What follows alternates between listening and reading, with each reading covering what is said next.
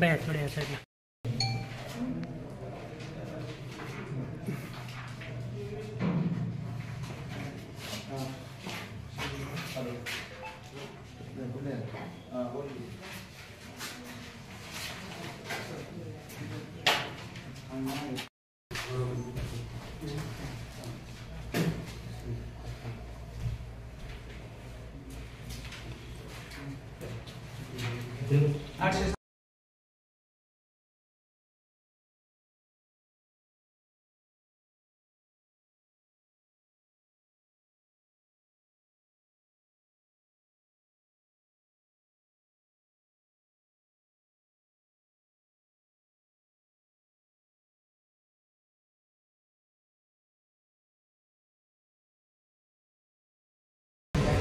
आज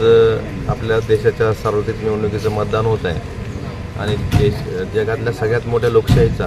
हा उत्सव आज आपण पूर्ण देशभर साजरा करत असताना